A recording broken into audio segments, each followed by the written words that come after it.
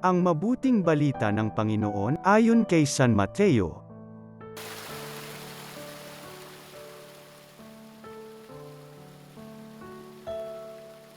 Noong panahong iyon, sinabi ni Jesus sa kanyang mga alagad ang talinghagang ito, "Dito maitutulad ang pagpasok sa kaharian ng Diyos, may 10 dalagang lumabas upang sumalubong sa lalaking ikakasal.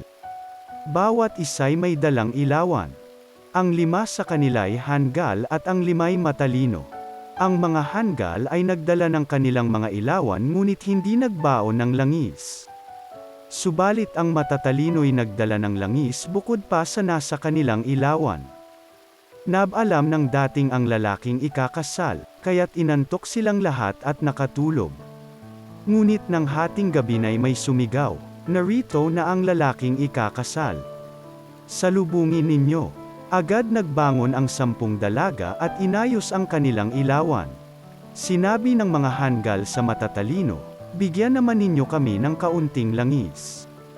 Andap-andap na ang aming mga ilawan, baka hindi magkasya ito sa ating lahat,' tugon ng matatalino.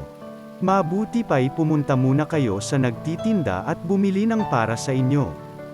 Kaya't lumakad ang 5 hanggal na dalaga. Samantalang bumibili sila, dumating ang lalaking ikakasal.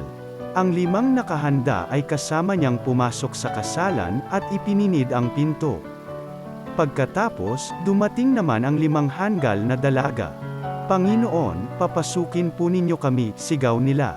Ngunit tumugon siya, 'Sinasabi ko sa inyo, hindi ko kayo nakikilala. Kaya magbantay kayo, sapagkat hindi ninyo alam ang araw ni ang oras.'" Ang mabuting balita ng Panginoon.